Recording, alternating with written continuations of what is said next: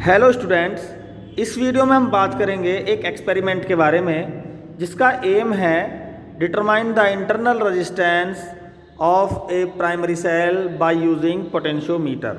तो primary cell है हमारे पास, ये प्राइमरी सेल है जिसका ये पॉजिटिव टर्मिनल है और ये जिंक रॉड इसका नेगेटिव टर्मिनल होता है। तो इसमें एक अमोनियम क्लोराइड का केमिकल सोल्यूशन होता है। जैसे ही जिंक रॉड इस केमिकल सोल्यूशन में सबमर्ज होती है तो ये ऑक्सीडाइज हो जाती है, यानी जिंक आयनाइज हो जाता है और NH4Cl का जो Cl आयन है वो जिंक के साथ रिएक्शन करके जिंक क्लोराइड, अमोनिया गैस और कुछ पॉजिटिव हाइड्रोजन आयंस ये जनरेट करता है और यहाँ से इलेक्ट्रॉन की पुशिंग शुरू होती है। जैसे ही हम इसको किसी वायर से कनेक्ट करते हैं तो एनोड और कैथोड को किसी रेजिस्टेंस से कनेक्ट करते हैं तो सर्किट में एक करंट कैरी होता है। तो इस तरह से ये एक सेल करंट का सोर्स बन जाता है और ये एक सेल जिसे हम लैक्लांसी सेल कहते हैं। ठीक है, तो ये लैक्लांसी सेल है और इसमें इसका इंटरनल रेजिस्टेंस फाइंड करने के लिए हम क्या यूज़ करेंगे? पोटेंशियोमीटर। ठीक है, तो पोटेंशियोमीटर एक ऐसी डिवाइस है जो किसी सेल का पोटेंशियल फाइंड करने का काम करती है, यानी ये जो अननोन सेल है हमारे पास इसका पोटेंशियल भी फाइंड करते हैं इससे और साथ में इसका इंटरनल रेजिस्टेंस भी फाइंड कर सकते हैं हम इस सेल का। तो सबसे पहले हम इस सेल का EMF फाइंड करेंगे, यानी कितने वोल्ट का सेल है ये हमारा लैक्लांसी सेल। उसके बाद इसका रेजिस्टेंस भी हम फाइंड करेंगे इसमें। तो सबसे पहले हम जानकारी जान लेते हैं कि पोटेंशियोमीटर इसमें कनेक्शन क्या है और किस तरह से ये काम करता है। तो पोटेंशियोमीटर का नाम से क्लियर है कि ये पोटेंशियल मेजर करने का काम करता है।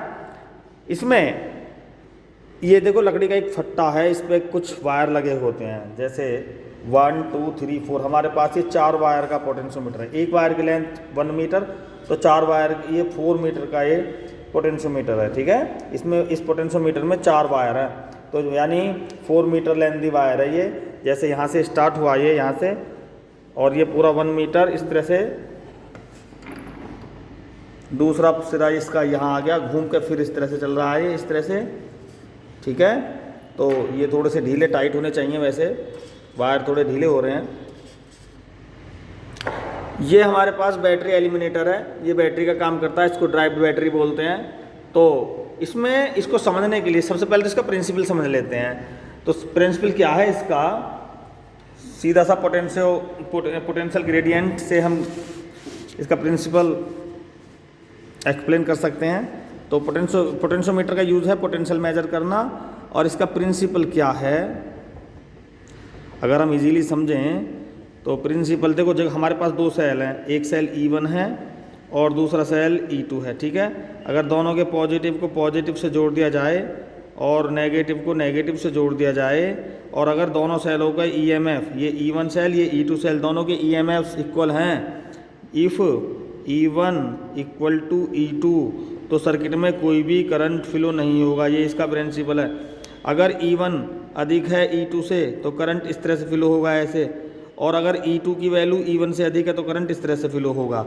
लेकिन अगर दोनों सेल के EMF बराबर हैं तो सर्किट में कोई भी करंट कैरी नहीं होगा। ये इसका प्रिंसिपल है। दूसरा जो पोटेंशियल ग्रेडियंट पर भी डिपेंड करता है। जैसे पोटेंशियल ग्रेडियंट क्या होता है? Total voltage across the wire and the total length, इन दोनों का रेशो। यानी कोई वायर है हमारे पास, ये L लेंथ का वायर है। ठीक है, पोटेंशियोमीटर का वायर है, जैसे हमने 4 मीटर का वायर बताया, वो घूम के आ रहा था इस तरह से ऐसे।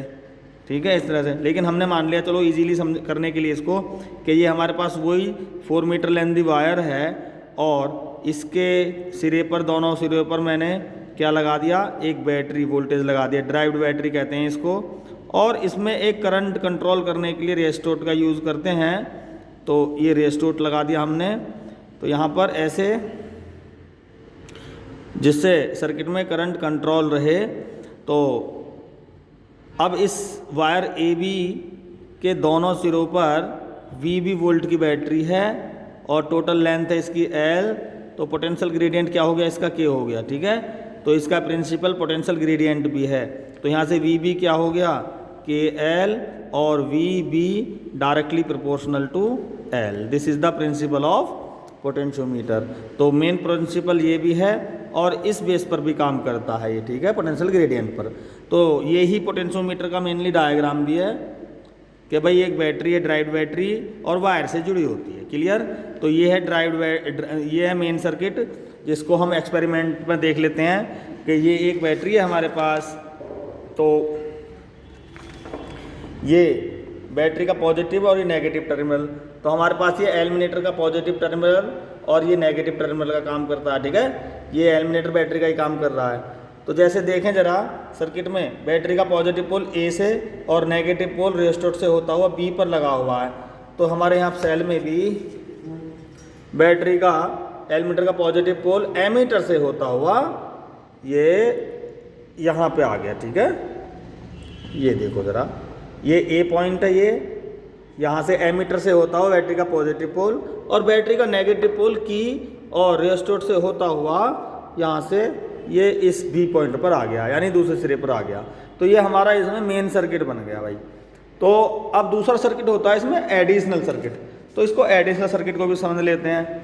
तो जैसे हमारे पास अननोन सेल है, प्राइमरी सेल, लैग्रांज सेल, ये लैग्रांज सेल है हमारे पास, ठीक है। इसको थोड़ा यहाँ बना लेते हैं। ये लैग्रांज सेल है, इसका ये पॉजिटिव है, नेगेटिव है। तो हम इस पॉजिटिव को ए से जोड़ते हैं और नेगेटिव को जॉकी से और गैल्वेनोमीटर से होता हुआ हम बी से जोड़ेंगे। पहले सबसे पहले बी से जोड़ेंगे, ये फर्स्ट कंडीशन। तो पहले ये इसी कंडीशन को समझ लेते हैं इसमें, ठीक। तो ये हमारा प्राइमरी सेल, ये लैग्रांज सेल हो गया। इसका पॉजिटिव पोल अकॉर्डिंग टू इस सर्किट डायग्राम के अकॉर्डिंग, देखो ज़रा, ये हमारा अभी बताया हमने, लैग्रांज सेल का पॉजिटिव पोल ए से जुड़ गया। तो ये रहा पॉजिटिव पोल यहाँ पे ये, और ये कहाँ जुड़ गया? ए पर जुड़ गया यहाँ पे, ठीक है। और नेगेटिव की से होता हुआ है, हमें 2 वे की लगी हुई है, क्योंकि हमें इस सर्किट में रेजिस्टेंस, इंटरनल रेजिस्टेंस फाइंड करना है। तो इंटरनल रेजिस्टेंस के लिए हमें सर्किट में एक रेजिस्टेंस लगाना पड़ता है। लेकिन अभी फ़िलहाल हम इसका ईएमएफ फाइंड कर रहे हैं, तो इस सर्किट इसको हटा लेते हैं। इसको हटाने के लिए क्या करेंगे? सिंपल ही इस की को हटा देते हैं। अब हमने एक की हटा दी यहाँ से, तो इसका मतलब ये हुआ ये रेजिस्टेंस बॉक्स सर्किट से बाहर है, ठीक। तो केवल इस सेल का नेगेटिव जिंक रॉड हमने नेगेटिव इस की से होता हुआ 2 वे की, तो ये इस समय इसको कनेक्ट कर रही है सेल को हमारे को, और ये गैल्वेनोमीटर से होता हुआ जॉकी पे जुड़ गया। और चूंकि हमने ये दूसरा सिरा कहाँ जोड़ा है? बी पे जोड़ा है, ठीक है। तो बी पे जोड़ा है, तो हम इस पॉइंट को कहाँ लेंगे? बी का मतलब है बिल्कुल नेगेटिव, दूसरा सिरा। बी का मतलब है बी पॉइंट, देखो ये बी पॉइंट है, यहाँ पे जोड़ेंगे, ठीक है, यहाँ पे। तो होगा क्या? ये हम अपने प्रिंसिपल को यूज़ करेंगे थोड़ा सा इसको समझने के लिए। देखो हमारे पास 2 सेल हैं, एक तो एल्यूमिनेटर है और एक हमारे पास ये लैग्रांज सेल है। दोनों का हमने पॉजिटिव से पॉजिटिव, नेगेटिव नेगेटिव जोड़ दिया। अगर हम इस जॉकी को बी पॉइंट पे लगा दें तो ये कंडीशन बन जाएगी कि भाई पॉजिटिव पॉजिटिव से जुड़ गया है ना, और नेगेटिव नेगेटिव से। देखो जरा, ये लैग्रांज सेल का पॉजिटिव ए पर जुड़ा हुआ है और एल्यूमिनेटर का पॉजिटिव भी ए पर जुड़ा हुआ है, इसका मतलब पॉजिटिव से पॉजिटिव जुड़ गया। और एल्यूमिनेटर का नेगेटिव बी पे जुड़ा हुआ है, और जो हमारा जिंक रॉड है ये भी गैल्वेनोमीटर से होता हुआ बी पॉइंट पर अगर हम कनेक्ट कर दें तो होगा क्या, देख लेते हैं जरा क्या होगा। देखो E1 जो ये ड्राइव्ड बैटरी है, इसका वोल्टेज हमेशा ज़्यादा होना चाहिए हमारे इस प्राइमरी सेल से, तो इसका वोल्टेज तो यहाँ पर ज़्यादा है। और हमारा जो प्राइमरी सेल है लैग्रांज सेल, इसका वोल्टेज है कम। तो करंट किधर से किधर को फ्लो होगा? करंट होगा इस सर्किट में ड्राइव जो मेन सेल है एल्यूमिनेटर, उससे हमारे प्राइमरी सेल की तरफ को। क्यों? क्योंकि इसका वोल्टेज यहाँ पर ज़्यादा है। क्लियर? तो देख लेते हैं जरा किस तरह से फ्लो होगा। हम इसको ऑन कर लेते हैं, ये ऑन हो गया, और सर्किट में इसको हमने यहाँ पर, अब हमने सर्किट ऑन कर दिया, ठीक है। यहाँ पर रेजिस्टर लगा हुआ है, रेजिस्टर का काम है करंट को कंट्रोल करना।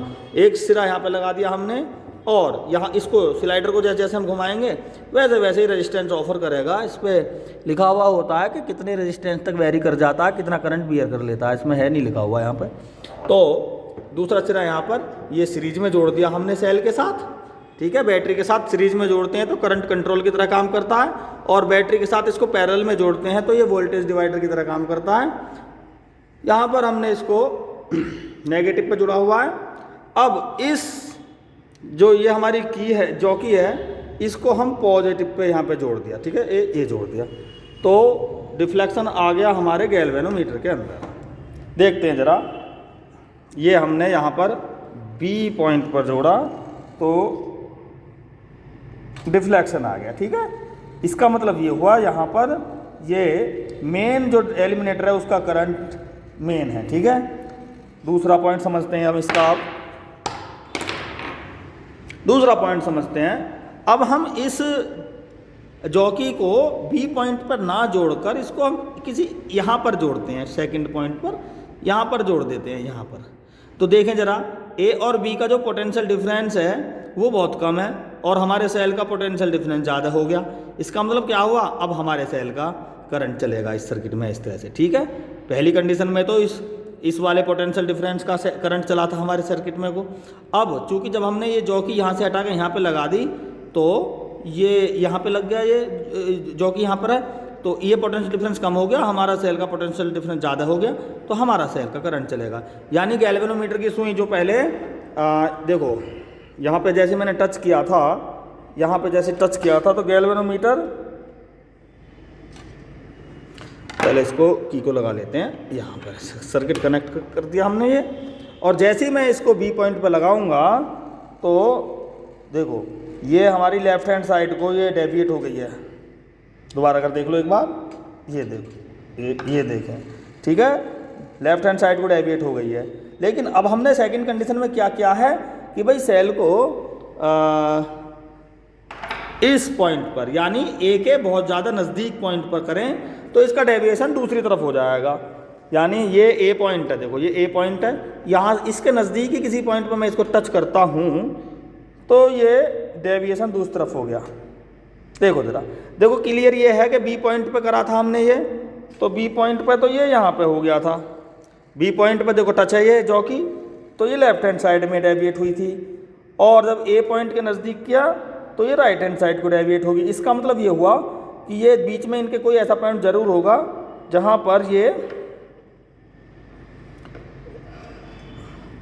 पर ये जीरो पे आ जाएगी, ठीक है।